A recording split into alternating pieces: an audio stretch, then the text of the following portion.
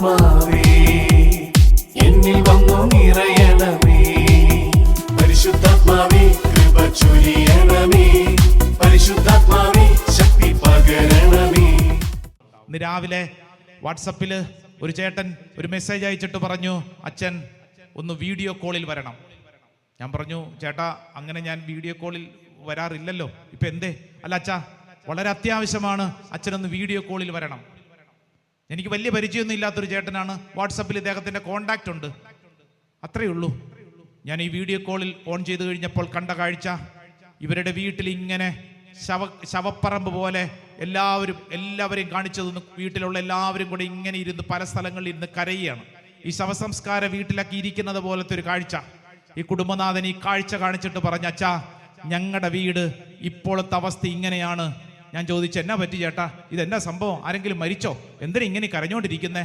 അച്ഛാ മരിച്ചതിന് തുല്യം, ഞങ്ങളുടെ മകൻ വിദേശത്ത് പോയതാ, 2 ദിവസമായിട്ടുള്ളൂ. അവനെ ചെന്ന സ്ഥലത്ത് പോലീസ് അറസ്റ്റ് ചെയ്ത് അവനെ ജയിലിലിട്ടിരിക്കുന്നു. അച്ഛാ അവനൊരു തെറ്റും ചെയ്തിട്ടില്ല, പക്ഷേ അവൻ്റെ കൂടെ ഉണ്ടായിരുന്ന ആരുടെ കയ്യിൽ മയക്കുമരുന്നുണ്ടായിരുന്നു, പോലീസ് പിടിച്ചു, ഇവനെയും പിടിച്ചു. അച്ഛാ ഇപ്പൻ ഇന്ന വിദേശ രാജ്യത്ത് ജയിലിൽ കിടക്കുക, ഞങ്ങൾ എന്നതാ ചെയ്യണ്ടേ? ഞങ്ങളുടെ കുടുംബത്തിൻ്റെ ഏക അത്താണിയാണ് അവൻ. അച്ഛാ ഞങ്ങളുടെ വീട് നോക്കിക്കച്ഛൻ, ഞങ്ങളെല്ലാവരും ശവപ്പറമ്പിലെ പോലെ അവസ്ഥയില്ല. അച്ഛാ ആ രാജ്യത്ത് ആര് പോകും? ആ രാജ്യത്ത് ആര് ഞങ്ങൾക്ക് വേണ്ടി നിലനിൽക്കും? അവിടെ ആരിവനെ ഒന്ന് പോയി കാണും? അവനെ അറസ്റ്റ് ചെയ്തെന്നും ജയിലിലാക്കിയെന്നും അവൻ ഫോണിൽ കൂടെ വിളിച്ചു പറഞ്ഞു. പക്ഷെ അവൻ പറഞ്ഞൊന്നും ഞങ്ങൾക്ക് തിരിഞ്ഞില്ല, തിരിച്ചങ്ങോട്ട് വിളിക്കാൻ പറ്റത്തില്ല, ജയിലിൽ നിന്നാണ് അവൻ വിളിച്ചതെന്ന് പറഞ്ഞു. അച്ഛാ ഇനി എന്താ ചെയ്യേണ്ടെന്ന് ഒരെത്തും പിടിയുമില്ല. ആകാശത്തും ഭൂമിക്കും മധ്യ ഞങ്ങളിങ്ങനെ കിടക്കുന്ന അവസ്ഥയാ അച്ഛാ. ഇന്നലെ മുതൽ ഞങ്ങളിങ്ങനെ കരയാൻ തുടങ്ങിയിട്ട് ഒരു മാർഗവും ഇല്ല, ഞങ്ങളിൽ വിളിക്കാത്ത സ്ഥലങ്ങളില്ല, ആരോട് ഞങ്ങൾ സഹായം തേടും? എൻ്റെ പ്രിയപ്പെട്ട സഹോദരങ്ങളെ, ഞാനിത് പറയുമ്പോൾ ഇവിടെ ഇരിക്കുന്ന ഓരോരുത്തരുടെയും ജീവിതത്തിൽ ചില സങ്കടങ്ങൾ ഇങ്ങനെ വന്നിട്ട് വീട്ടിലെ ശവസംസ്കാര ശുശ്രൂഷ പോലെ ഇങ്ങനെ ഇരിക്കുമല്ലേ, എന്നാ ചെയ്യേണ്ടെന്ന് ഒരു പിടുത്തവും ഇല്ല. ആര് നമുക്ക് വേണ്ടി നിലനിൽക്കും? ആര് ഞങ്ങളുടെ കൂടെ നിൽക്കും? ഞങ്ങളുടെ വീട്ടിലെ സങ്കടം ആർക്ക് മനസ്സിലാകും? അങ്ങേയറ്റം വിഷമം, അങ്ങേയറ്റം ഭാരം. ഓർത്തോണ്ടിരിക്കും തോറും ഭാരം കൂടിക്കൊണ്ടിരിക്കും. ഇതായി ഈ ശുശ്രൂഷ സമയത്ത് ഈശോ നിന്നോട് പറയുന്നതെന്നറിയോ? നിന്റെ ചിന്തകളെ, നിന്റെ ആലോചനകളെ അതിലംഘിക്കുന്ന, കാരണം നിന്റെ തലയ്ക്കകത്ത് ചില ധാരണകളും ചിന്തകളുണ്ട്, അതിനെ അതിലംഘിക്കുന്ന ഒരു കൃപ അത് നിന്നിൽ പ്രവർത്തിക്കും. ഹബക്കൂക്കിന്റെ പുസ്തകം 1:5 ഏതാ വചനം അറിയാം? പറഞ്ഞേ, ഹബക്കൂക്ക് 1:5 പറ, ഒച്ചത്തി പറ. പറഞ്ഞാൽ വിശ്വസിക്കാനാവാത്ത ഒരു പ്രവൃത്തി ഞാൻ നിങ്ങളുടെ നാളുകളിൽ ചെയ്യാൻ പോകുന്നു. എന്താ വചനത്തിന്റെ അർത്ഥം? ജനതകളുടെ ഇടയിലേക്ക് നോക്കി നിങ്ങൾ വിസ്മയഭരിതരാകുവിൻ. നിങ്ങളുടെ ചിന്തകളിൽ മനസ്സിലാക്കാൻ പറ്റില്ല, ആലോചനകൾ മനസ്സിലാക്കാൻ പറ്റാത്ത ഒരു കാര്യം നിങ്ങൾക്ക് വേണ്ടി ദൈവം പ്രവർത്തിക്കുമെന്ന്. 2 കരങ്ങളൊന്ന് സ്വർഗത്തിലേക്ക് ഉയർത്തിപ്പിടിച്ചേ. ഞാനിപ്പോൾ നേരത്തെ പറഞ്ഞ സംഭവം ആ കുടുംബത്തോട് ചേർന്ന് നിങ്ങൾക്ക് പരിചയമുള്ള ഏതെങ്കിലും വ്യക്തികളോ കുടുംബങ്ങളോ ഇങ്ങനെ ദൂരങ്ങളിൽ എവിടെയെങ്കിലും ഒറ്റപ്പെട്ട്, ഒരുപക്ഷെ ജയിലിൽ മാത്രമല്ല ചില സാഹചര്യങ്ങളിൽ പെട്ടുകിടക്കുന്നവരുണ്ട്. നിങ്ങൾക്ക് അങ്ങനെ ആരെങ്കിലും അറിയാമെങ്കിൽ ആ കരങ്ങളൊന്ന് ഉയർത്തിപ്പിടിച്ച് കണ്ണടച്ചൊന്ന് വിശ്വസിച്ച് പ്രാർത്ഥിച്ച്, ആര് ഞങ്ങൾക്ക് തുണയുണ്ട്? ആര് ഞങ്ങളുടെ ഈ മകളെ രക്ഷിക്കും? ആരാണ് അവർക്ക് വേണ്ടി വാദിക്കുന്നത്? ആരവിടേക്ക് പോകും? എന്താ ചെയ്യേണ്ടെന്ന് അറിഞ്ഞുകൂടാ. 2 കരങ്ങൾ ഉയർത്തിപ്പിടിച്ച് കണ്ണുനീരോടെ പ്രാർത്ഥിക്ക്. സ്വർഗത്തിലെ ദൈവം ഈ വിഷയത്തിൽ ഇടപെടട്ടെ. ഹബക്കൂക്കിന്റെ പ്രവചനം 1:5 ജനതകളുടെ ഇടയിലേക്ക് നോക്കി നിങ്ങൾ വിസ്മയഭരിതരാകുവിൻ. പറഞ്ഞാൽ വിശ്വസിക്കാനാകാത്തൊരു കാര്യം നിങ്ങളുടെ നാളുകളിൽ ദൈവം ചെയ്യും. കരങ്ങൾ ഉയർത്തി വിശ്വസിക്കുന്ന ദൈവജനമേ, യേശുവേ എന്ന് വിളിച്ച് നാവ് തുറന്ന് ഹൃദയം തുറന്ന് ആഗ്രഹിച്ച് പ്രാർത്ഥിക്കട്ടെ. നിനക്ക് വേണ്ടി ദൈവം ഒരു പ്രവൃത്തി ചെയ്യട്ടെ. ഈ വിഷയത്തിൽ ദൈവത്തിന്റെ ആത്മാവ് ഇടപെടട്ടെ. ഈ വിഷയത്തിൽ ദൈവത്തിന്റെ ആത്മാവ് ഇടപെടട്ടെ. ഈ കണ്ണുനീരിൽ കർത്താവിന്റെ ആത്മാവ് ഇടപെടട്ടെ. ഓ ദൈവജനമേ, വിശ്വസിച്ച് പ്രാർത്ഥിക്കുന്നു. ദൈവത്തിന്റെ ആത്മാവ് അത്ഭുതകരമായി ഇടപെടട്ടെ. ഹല്ലേലൂയ, ഹല്ലേലൂയ, ഹല്ലേലൂയ. യേശുവേ ആരാധന, ആരാധന, ആരാധന. ഹല്ലേലൂയ.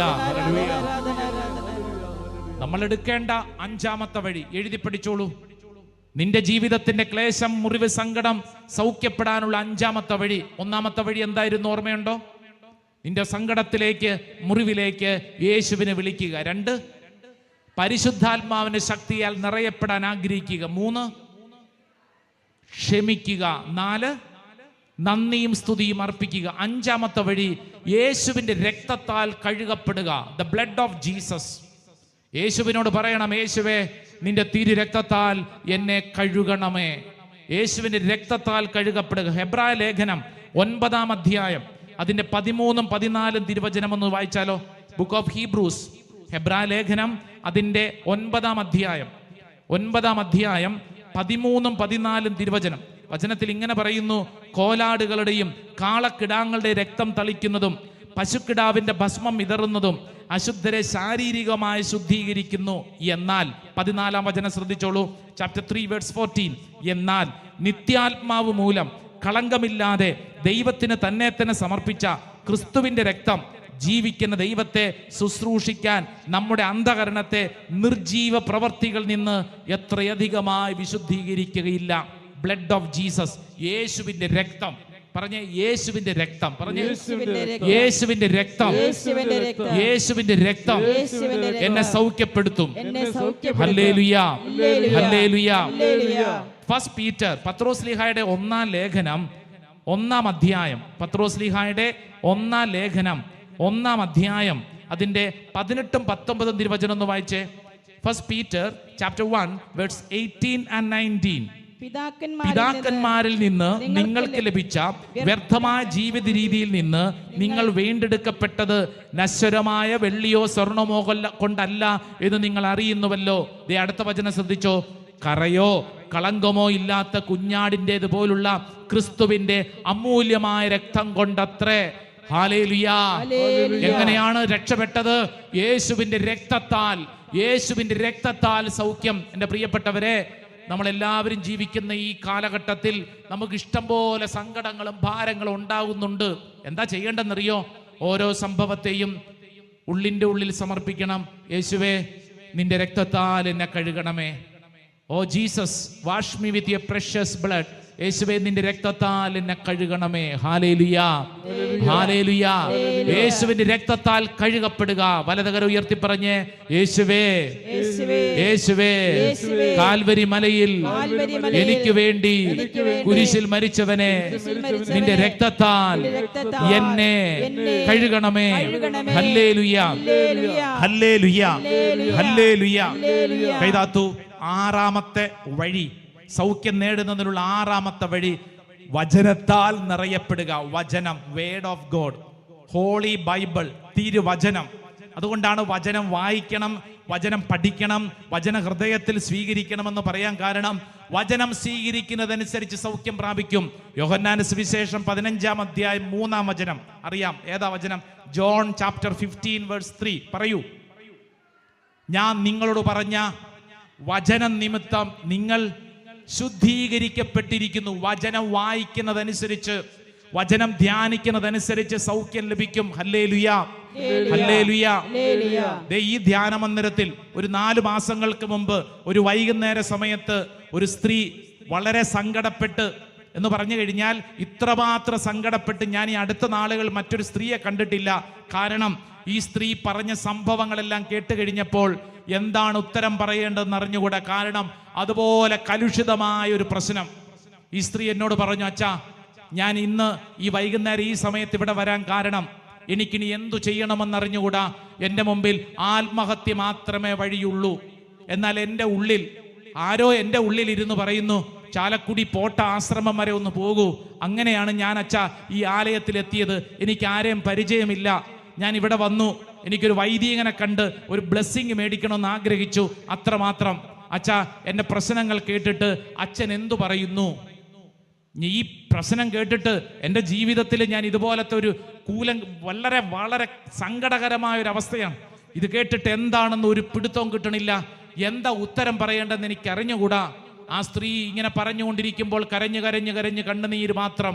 ഞാൻ ആ സഹോദരിയോട് പറഞ്ഞു, സഹോദരി, ബൈബിള് തുറന്ന് നമുക്കൊരു വചനം വായിച്ച് പ്രാർത്ഥിക്കാം. എനിക്ക് എന്താ പറയേണ്ടെന്ന് അറിഞ്ഞുകൂടാ. ബൈബിള് തുറന്നു. യെശയ്യായുടെ പ്രവചനം 43-ാം അധ്യായം 1-ാം തിരുവചനം. Book of Isaiah chapter 43 verse 1. ദേ വചനം എടുത്തൊന്ന് വായിച്ചോളൂ. ഇവിടെ ഇരിക്കുന്ന അനേകർക്ക് വേണ്ടി കർത്താവ് സമ്മാനിക്കുന്ന ഒരു വചനമാവും. എന്താണ് ഉത്തരം പറയേണ്ടെന്നറിയാതെ നിൽക്കുമ്പോൾ മുമ്പിൽ ഒരു വചനം കിട്ടി. യെശയ്യായുടെ പ്രവചനം 43-ാം അധ്യായം 1-ാം തിരുവചനം വായിച്ചേ. അറിയാവുന്നവര് കാണാതെ പറഞ്ഞേ. യാക്കോബേ, നിന്നെ സൃഷ്ടിക്കുകയും ഇസ്രായേലേ, നിന്നെ രൂപപ്പെടുത്തുകയും ചെയ്ത കർത്താവ് അരുളി ചെയ്യുന്നു, ഭയപ്പെടേണ്ട, ഞാൻ നിന്നെ രക്ഷിച്ചിരിക്കുന്നു, നിന്നെ പേര് ചൊല്ലി വിളിച്ചിരിക്കുന്നു, നീ എന്റേതാണ്. ഈ വചനം അങ്ങോട്ട് തുറന്നു കാണിച്ചു. ഈ പെണ്ണ് ഞാൻ കാണുമ്പോൾ കാണുന്ന കാഴ്ച എന്നറിയോ? ആ വചനം അങ്ങോട്ട് ചങ്കോട് ചേർത്ത് പിടിച്ചുകൊണ്ട് ആ സ്ത്രീ എന്നോട് പറയാണ്, അച്ഛാ, ഇതെനിക്ക് വേണ്ടി കർത്താവ് എഴുതിയ വചനമാണ്, ഇതെനിക്ക് വേണ്ടി കർത്താവ് എഴുതിയ വചനമാണ്. അച്ഛാ, ഈ വചനത്തിന്റെ അർത്ഥം എനിക്ക് ഇപ്പൊ മനസ്സിലാവും. അച്ഛാ, കർത്താവ് നിന്നെ അറിയാം, നിന്നെ പേര് ചൊല്ലി വിളിച്ചിരിക്കുന്നു, നീ ഭയപ്പെടേണ്ടെന്ന് എഴുതിയിട്ടില്ല അച്ഛാ. ഇതെനിക്ക് വേണ്ടി കർത്താവ് എഴുതിയ വചനം അച്ഛാ. ഞാൻ ആത്മഹത്യ ചെയ്യില്ല, എനിക്ക് വേണ്ടി എൻ്റെ കർത്താവ് ഫൈറ്റ് ചെയ്യും, എനിക്ക് വേണ്ടി എൻ്റെ ദൈവം എനിക്ക് വേണ്ടി യുദ്ധം ചെയ്യും, എനിക്ക് നല്ല വിശ്വാസമുണ്ട്. എൻ്റെ പ്രിയപ്പെട്ട സഹോദരങ്ങളെ, ആ സഹോദരിയുടെ ജീവിതത്തിൽ പിന്നീട് അത്ഭുതകരമായി വഴികൾ ഇങ്ങനെ തുറക്കപ്പെട്ടത് സന്തോഷത്തോടെ കണ്ടൊരു മനുഷ്യനാണ് നിങ്ങളുടെ മുമ്പിൽ ഇരുന്നുകൊണ്ട് ഈ പറയുന്നത്. എന്ന് പറഞ്ഞാൽ ഇവിടെ ഇരിക്കുന്ന ഓരോ വ്യക്തിയും നിങ്ങൾ കടന്നു പോകുന്ന അവസ്ഥ എനിക്ക് അറിഞ്ഞുകൂടാ. പക്ഷെ ഒരു കാര്യം അറിയാം, എത്ര വലിയ പ്രശ്നത്തിന്റെ നടുവിലാണെങ്കിലും നീ വചനം എടുത്ത് വായിച്ചോ.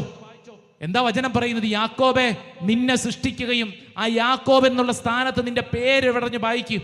ഇസ്രായേൽ എന്നുള്ള സ്ഥാനത്ത് നിന്റെ പേര് പറഞ്ഞ് പ്രാർത്ഥിക്ക്. യാക്കോബെ, നിന്നെ സൃഷ്ടിക്കുകയും ഇസ്രായേലെ നിന്നെ രൂപപ്പെടുത്തുകയും ചെയ്ത കർത്താവ് അരുളി ചെയ്യുന്നു. നാട്ടുകാരല്ല പറയുന്നത്, നിന്നെ വിഷമിപ്പിക്കുന്ന യൂട്യൂബും വാട്സപ്പും ഇൻസ്റ്റാഗ്രാമും അല്ല പറയുന്നത്, മറിച്ച് നിന്നെ ഈ ഭൂമിയിൽ സൃഷ്ടിച്ച നിന്റെ ദൈവം നിന്നോട് പറയുന്നു, ഭയപ്പെടേണ്ട, നിന്നെ ഞാൻ പേര് ചൊല്ലി വിളിച്ചിരിക്കുന്നു, നീ എന്റേതാണ്. ഇത്ര ഉറപ്പില് ഈ ഭൂമിയിൽ നിങ്ങളോട് ആരെങ്കിലും പറഞ്ഞിട്ടുണ്ടോ? നിങ്ങൾ ശ്രദ്ധിക്കൂ, നീ ഇത്ര ഉറപ്പില് നിന്നെ സൃഷ്ടിച്ച നിന്റെ ദൈവം നിന്നോട് പറയുന്നു നീ ഭയപ്പെടേണ്ടെന്ന് ആര് നിങ്ങളോട് പറഞ്ഞിട്ടുണ്ട്?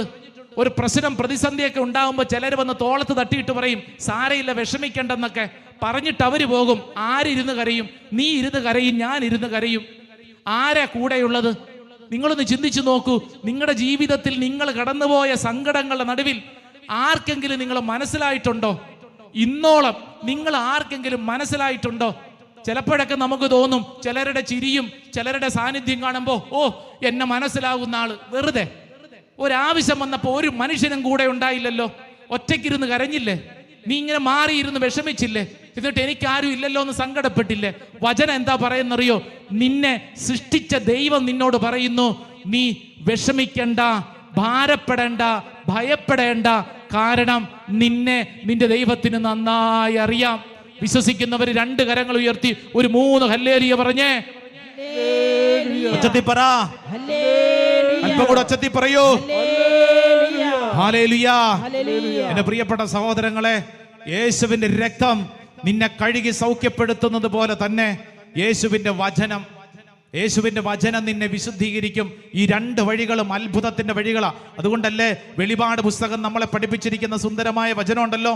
വെളിപാട് പുസ്തകം book of Revelation chapter 12 verse 11, 12-ാം അധ്യായം 11-ാം തിരുവചനം. അവരാകട്ടെ കുഞ്ഞാടിന്റെ രക്തം കൊണ്ടും സ്വന്തം സാക്ഷ്യത്തിന്റെ വചനം കൊണ്ടും അവന്റെ മേൽ വിജയം നേടി. അവന്റെ മേൽ എന്ന് പറഞ്ഞാൽ ആരുടെ മേൽ? പറ, ആരുടെ മേൽ? സാത്താന്റെ മേൽ വിജയം. നിനക്ക് പിശാചിനെ തോൽപ്പിക്കണോ? നിന്റെ ജീവിതത്തിലെ ശത്രുവിനെ നിനക്ക് എതിർത്ത് തോൽപ്പിക്കണോ? നീ ചെയ്യേണ്ട 2 വഴികൾ വചനം പറയുന്നു. കുഞ്ഞാടിന്റെ രക്തം, ദ ബ്ലഡ് ഓഫ് ജീസസ്, യേശുവിന്റെ രക്തം. 2 സാക്ഷ്യത്തിന്റെ വചനം എന്ന് പറഞ്ഞാൽ വിശുദ്ധ ഗ്രന്ഥം. വചനം വായിക്കുന്നതനുസരിച്ച് നിന്റെ മേൽ അത്ഭുതകരമായ സൗഖ്യം സംഭവിക്കപ്പെടും. വിശ്വസിക്കുന്നവർ നന്ന കൈയടിച്ച് ഈശോയ്ക്ക് നന്ദി പറഞ്ഞേ. ഹല്ലേലൂയ. ഇവിടെ നിങ്ങൾ ഇരിക്കുന്നതിന്റെ പ്രത്യേകത എന്താ? നിങ്ങൾക്ക് ഇരിക്കാൻ വേറെ സ്ഥലമില്ലാഞ്ഞിട്ടാണോ? നിങ്ങൾ ഈ ആലയത്തിൽ വന്നിട്ടുണ്ടെങ്കിൽ ഈ ആലയത്തിൽ നടത്തപ്പെടുന്ന ഏറ്റവും പ്രധാനപ്പെട്ട ശുശ്രൂഷ എന്താ? വചനം. 365 ദിവസവും ഇതുപോലെ വചന ശുശ്രൂഷ നടത്തപ്പെടുന്ന ലോകത്തിൽ വേറെ ഏതെങ്കിലും ഒരു ധ്യാന കേന്ദ്രം ഉണ്ടോ? എൻ്റെ അറിവിലില്ല. നിങ്ങൾ ഇരിക്കുന്ന ഈ മണ്ണിന്റെ പ്രത്യേകത എന്താ? വചനം നിറയപ്പെട്ട മണ്ണാണ്. ഹല്ലേലൂയ, ഹല്ലേലൂയ, ഹല്ലേലൂയ. ഇട ദിവസങ്ങളിലൊക്കെ വൈകുന്നേരം ഒരു ചെറുപ്പക്കാരനെ ഞാൻ ഈ കഴിഞ്ഞ 2 വർഷങ്ങളായി ഇടയ്ക്കിടയ്ക്ക് കാണും. വൈകുന്നേരം ആകുമ്പോഴത്തേക്ക് ഒരു ചെറുപ്പക്കാരൻ കാറയിൽ ഇവിടെ വരും. എന്നിട്ട് അവൻ ഇതിലെ കൂടെ ഒക്കെ അങ്ങോട്ടും ഇങ്ങോട്ടും നടക്കും. ഇവന് ഒരു ദിവസമല്ല, പല വൈകുന്നേരങ്ങളും ഞാൻ ഇവനെ കണ്ടു. അപ്പൊ എനിക്ക് തോന്നി ഇവനോടൊന്ന് സംസാരിക്കണം. ഇവൻ ആരോടും ഒന്നും മിണ്ടാറൊന്നുമില്ല, അങ്ങോട്ടും ഇങ്ങോട്ടൊക്കെ നടക്കും, എന്നിട്ട് ആ പള്ളിക്കകത്ത് കയറി ജപമാല ചെല്ലുക, എന്തോ പ്രാർത്ഥിക്കും, തിരിച്ചു പോകും. അപ്പൊ ഞാനൊരു ദിവസം ഇവനെ വട്ടം പിടിച്ചു. എന്നിട്ട് ഞാൻ ചോദിച്ചു, എടാ നീ എന്തുവാ ഇവിടെ വന്നിട്ട് അങ്ങോട്ടും ഇങ്ങോട്ടും നടക്കുന്നു, പള്ളിക്കകത്ത് കയറുന്നു പോകുന്നു, എന്തുവാ നീ ഇവിടെ വന്നിട്ട് എന്താ ഈ ചെയ്യുന്നേ? അവൻ എന്നോട് പറഞ്ഞു എന്നറിയാം, അച്ഛാ ഞാനൊരു കമ്പനി ജോലി ചെയ്യുന്ന ആളാണ്, എനിക്ക് ഇവിടുത്തെ ശുശ്രൂഷയിലൊന്നും പങ്കെടുക്കാൻ പറ്റാറില്ല അച്ഛാ. എന്നാൽ ഞാൻ ഈ മണ്ണിൽ വന്ന് അഭിഷേകം പ്രാപിച്ച ഒരു വ്യക്തിയാ അച്ഛാ. അതുകൊണ്ട് ഞാൻ ക്ഷീണിക്കുമ്പോ ഞാൻ ഈ കാർ എടുത്തോണ്ട്, ഞാൻ എൻ്റെ വണ്ടി എടുത്തോണ്ട് ഇങ്ങോട്ട് പോരും. എന്നിട്ട് ഞാൻ ഇതിലേ കൂടെ അങ്ങോട്ടും ഇങ്ങോട്ടും നടക്കും. എന്നിട്ട് ഞാൻ ആ പള്ളിക്കകത്ത് കയറി ഒരു കൊന്തയും ചൊല്ലിയിട്ട് പോകും. അച്ഛാ എനിക്ക് കിട്ടുന്ന അഭിഷേകം അച്ഛനിത് മനസ്സിലാവുമോ എന്ന് അറിഞ്ഞുകൂടെ അച്ഛാ? അച്ഛാ ഇതെന്റെ റീചാർജിങ് സോഴ്സാണ്, ഇതെന്റെ റീചാർജ് ചെയ്യപ്പെടുന്ന സ്ഥലമാണ് അച്ഛാ. ഈ മണ്ണിനുള്ള അനുഭവം അച്ഛാ ഇത് പറഞ്ഞാൽ അറിയിക്കാൻ പറ്റാത്ത അനുഭവമാണ്. കാരണം ഇത് വചനം നിറയപ്പെട്ടൊരു മണ്ണാണ്. വിശ്വസിക്കുന്നവർ ഒച്ചത്തിൽ പറ ആമേൻ, ആമേൻ, ആമേൻ. എന്നിട്ട് ആ വ്യക്തി എന്നോട് പറയാ, അച്ഛാ അച്ഛനൊക്കെ ഇവിടെയല്ല താമസിക്കുന്നത്, അച്ഛാ ഇത് അനുഗ്രഹിക്കപ്പെട്ട മണ്ണാ അച്ഛാ. ഞാനിവിടെ വൈകുന്നേരങ്ങളിലൊക്കെ വന്നു പോകുന്നത് എന്റെ ജീവിതത്തിലെ റീചാർജിങ് ആണ്, ശക്തി സ്വീകരിക്കുന്ന സമയമാണ് അച്ഛാ. കാരണം ഈ വചനം നിറയപ്പെട്ട മണ്ണിൽ നിന്ന് കിട്ടുന്ന അഭിഷേകം അത് വേറെ ഒരിടത്തുനിന്നും കിട്ടത്തില്ല. വിശ്വസിക്കുന്നവർ കൈയടിച്ച് ഈശോയ്ക്ക് തന്നു പറ ഹല്ലേലൂയാ, ഹല്ലേലൂയാ, ഹല്ലേലൂയാ. ശ്രദ്ധിക്കൂ, സൗഖ്യം സ്വീകരിക്കാനുള്ള, മുറിവുകൾ ഉണങ്ങപ്പെടാനുള്ള 7ാമത്തെ വഴി. 1ാമത്തെ വഴി എന്തായിരുന്നു? നിന്റെ മുറിവിലേക്ക് യേശുവിനെ വിളിക്കുക. 2, പരിശുദ്ധാത്മാവിന്റെ ശക്തി നിറയുക. 3, ക്ഷമിക്കുക. 4, നന്ദിയും സ്തുതിയും അർപ്പിക്കുക. 5, യേശുവിന്റെ രക്തത്താൽ കഴുകപ്പെടുക. 6, ബൈബിൾ വചനത്താൽ നിറയുക. 7ാമത്തെ വഴി എന്താണെന്നറിയോ? സ്വർഗസ്ഥനായ പിതാവ്, നിനക്കൊരപ്പനുണ്ടെന്ന് നീ വിശ്വസിക്കണം. യെസ്, എനിക്കൊരപ്പനുണ്ട്. ആബാ ഫാദർ, എനിക്കൊരപ്പനുണ്ട്. പറഞ്ഞേ എനിക്കൊരപ്പനുണ്ട്, പറഞ്ഞേ എനിക്കൊരപ്പനുണ്ട്. Hallelujah, hallelujah. നിന്റെ സ്വന്തം ജീവിത അപ്പൻ, നിനക്ക് നിന്റെ മാതാപിതാക്കൾ മരിച്ചു പോയിട്ടുണ്ടാവും, ജീവനോടെ ഉണ്ടാവും. നീ വിശ്വസിക്കണം, ഇതല്ല യഥാർത്ഥത്തിൽ എനിക്കൊരപ്പനുണ്ട്. എന്നെ സൃഷ്ടിച്ച് ഈ ഭൂമിയിലേക്ക് വിട്ടിരിക്കുന്ന ഒരപ്പൻ എനിക്കുണ്ട്. ഹല്ലേലൂയ. സ്വർഗസ്ഥനായ ഒരു പിതാവ് എനിക്കുണ്ടെന്ന്. അതുകൊണ്ട് ഈശോ ഈ ഭൂമിയിൽ നമ്മളെ പ്രാർത്ഥിക്കാൻ പഠിപ്പിച്ചപ്പോ 2 കരങ്ങൾ ഉയർത്തി എങ്ങനെ പ്രാർത്ഥിക്കണമെന്നാ പഠിപ്പിച്ചത്? പറഞ്ഞേ, സ്വർഗസ്ഥനായ ഞങ്ങളുടെ പിതാവേ എന്നാ പ്രാർത്ഥിച്ചത്. എന്ന് പറഞ്ഞാൽ, കർത്താവേ എനിക്കറിയാം എനിക്കൊരപ്പനുണ്ട്, നീ ഒറ്റയ്ക്കല്ലെന്ന്, നിനക്കൊരു സ്വർഗത്തിലൊരു അപ്പനുണ്ട്, നിന്നെ സൃഷ്ടിച്ചൊരു ദൈവമുണ്ട്. Hallelujah, hallelujah. ഇത് വിശ്വസിക്കണം. ഒരു വചനം കൂടെ പഠിച്ചോളൂ. അത് യെശയ്യായുടെ പ്രവചനം 46-ാം അധ്യായം 3, 4, 5. പെട്ടെന്ന് എടുത്ത് വായിച്ചേ. ബുക്ക് ഓഫ് ഐസയ, യെശയ്യായുടെ പ്രവചനം, അതിന്റെ 46-ാം അധ്യായം. Isaiah, book of Isaiah, chapter 46, 46-ാം അധ്യായം, 46-ാം അധ്യായം, അതിന്റെ 3, 4, 5 തിരുവചനം. ഗർഭത്തിലും ജനിച്ചതിന് ശേഷവും ഞാൻ വഹിച്ച യാക്കോബ് ഭവനമേ, ഇസ്രായേൽ ഭവനത്തിൽ അവശേഷിക്കുന്നവരെ എൻ്റെ വാക്ക് കേൾക്കുവിൻ. യെശയ്യായുടെ പ്രവചനം 46-ാം അധ്യായം, അതിന്റെ 3, 4, 5. ഗർഭത്തിലും ജനിച്ചതിന് ശേഷവും ഞാൻ വഹിച്ച യാക്കോബ് ഭവനമേ, ഇസ്രായേൽ ഭവനത്തിൽ അവശേഷിക്കുന്നവരെ എൻ്റെ വാക്ക് കേൾക്കുവിൻ. നിങ്ങളുടെ വാർദ്ധക്യം വരെയും ഞാൻ അങ്ങനെ തന്നെയായിരിക്കും. സർദി പറഞ്ഞ ഹല്ലേലൂയ, ഹല്ലേലൂയ. നിങ്ങൾക്ക് നര ബാധിക്കുമ്പോഴും ഞാൻ നിങ്ങളെ വഹിക്കും. ഞാൻ നിങ്ങളെ സൃഷ്ടിച്ചു, നിങ്ങളെ വഹിക്കും, ചുമലിലേറ്റി രക്ഷിക്കുകയും ചെയ്യും. സ്വരമുയർത്തി പറഞ്ഞ ഹല്ലേലൂയ. ആരോട് നീ എന്നെ സാദൃശ്യപ്പെടുത്തും? ആരാണ് എനിക്ക് തുല്യൻ? ആരോട് നീ എന്നെ തുലനം ചെയ്യും? സർദി പറഞ്ഞ ഹല്ലേലൂയ. എന്നെ ചുമലിലേറ്റി എന്നെ സംരക്ഷിക്കുന്ന ഒരു പിതാവ് എനിക്കുണ്ട്. ചാടി എഴുന്നേറ്റ് നിന്നേ. എന്റെ പ്രിയപ്പെട്ട ദൈവജനമേ, വിശ്വസിക്കുക. ഈ ശുശ്രൂഷ സമയത്ത് നമ്മൾ അത് ഏറ്റെടുക്കുകയാണ്. ഓ, ദൈവത്തിന്റെ ആത്മാവ് എന്റെ മേൽ അത്ഭുതകരമായിട്ട് പ്രവർത്തിക്കും. നിങ്ങൾ എല്ലാവരും എഴുന്നേറ്റ് നിന്നോളൂ. 2 കരങ്ങൾ സ്വർഗത്തിലേക്കൊന്ന് ഉയർത്തിപ്പിടിച്ചേ. 7 വഴികൾ, ജീവിതത്തിൽ ഇന്ന് കടന്നു പോകുന്ന മുറിവുകൾ, സങ്കടങ്ങൾ, ഭാരങ്ങൾ സൗഖ്യപ്പെടാനുള്ള 7 വഴികൾ നമ്മൾ പങ്കുവെച്ചു. 2 കരങ്ങൾ സ്വർഗത്തിലേക്ക് ഉയർത്തി കണ്ണുകൾ അടച്ചോളൂ. നിങ്ങളായിരിക്കുന്നിടങ്ങളിൽ നിങ്ങൾ വിശ്വസിക്കുക. ദൈവത്തിന്റെ ആത്മാവിന്റെ മേൽ അത്ഭുതകരമായിട്ട് പ്രവർത്തിക്കുന്ന സമയം. നമ്മൾ കടന്നു പോകുന്ന ഏത് മുറിവുകളുമാവട്ടെ, ഏത് സങ്കടങ്ങളുമാവട്ടെ, കർത്താവ് സൗഖ്യപ്പെടുത്താൻ ആഗ്രഹിക്കുന്നു. എൻ്റെ മുറിവിലേക്ക് ഞാൻ യേശുവിനെ വിളിക്കുന്നു. എൻ്റെ പ്രിയപ്പെട്ട സഹോദരങ്ങളെ, തീരുമാനമെടുക്കണം. എൻ്റെ മുറിവിലേക്ക് ഞാൻ യേശുവിനെ വിളിക്കുന്നു. ഇതാ, ഞാൻ എൻ്റെ ജീവിതത്തിലെ സങ്കടത്തിലേക്ക് പരിശുദ്ധാത്മാവിന്റെ ശക്തിയാൽ നിറയപ്പെടാൻ ആഗ്രഹിക്കുന്നു. യേശുവേ, ഞാനിതാ ക്ഷമിച്ച് പ്രാർത്ഥിക്കുന്നു. എൻ്റെ ആലോചനകളും ദുഃഖവും ഭാരവും ഞാനൊരു അനുഗ്രഹമായിട്ട്, നന്ദിയായി, സ്തുതിയായി ഞാൻ അർപ്പിക്കുന്നു. യേശുവേ, നിന്റെ തിരി രക്തത്താൽ എൻ്റെ മുറിവുകളെ, എൻ്റെ കണ്ണുനീരിന്, എൻ്റെ ക്ലേശത്തെ കഴുകുന്ന അനുഭവം യേശുവേ, ഇതാ ഞാൻ വിശ്വസിച്ച് ഏറ്റെടുത്ത് പ്രാർത്ഥിക്കുന്നു. തിരുവചനത്തിന്റെ അഭിഷേകം എന്നിൽ നിറയപ്പെടട്ടെ. കർത്താവേ, എനിക്ക് സ്വർഗത്തിൽ ഒരു അപ്പനുണ്ടെന്ന് വിശ്വസിച്ച് പ്രാർത്ഥിക്കാനുള്ള ബലം നൽകണമേ. രണ്ട് കരങ്ങൾ സ്വർഗത്തിലേക്ക് ഉയർത്തിപ്പിടിച്ച്, നാവ് തുറന്ന്, ഹൃദയം തുറന്ന്, ദൈവജനമേ, യേശുവേ എന്ന് വിളിച്ച് പ്രാർത്ഥിക്കുന്ന സമയം അത്ഭുതകരമായൊരു ദൈവിക ഇടപെടൽ പ്രാർത്ഥിക്കുന്ന ഓരോ വ്യക്തികളിലേക്ക് സംഭവിക്കപ്പെടട്ടെ. ഹല്ലേലൂയ, ഹല്ലേലൂയ, ഹല്ലേലൂയ. സ്വരമുയർത്തി സ്തുതിക്കട്ടെ, നാവ് തുറന്ന് സ്തുതിക്കട്ടെ, യേശുവേ എന്ന് വിളിച്ച് പ്രാർത്ഥിക്കട്ടെ. നീ ആയിരിക്കുന്നിടത്തേക്ക്, നിന്റെ ജീവിത അവസ്ഥയിലേക്ക് യേശു കടന്നു വരുന്ന സമയം പിതാവിന്റെയും പുത്രന്റെയും പരിശുദ്ധാത്മാവിന്റെ നാമത്തിൽ ആമേൻ.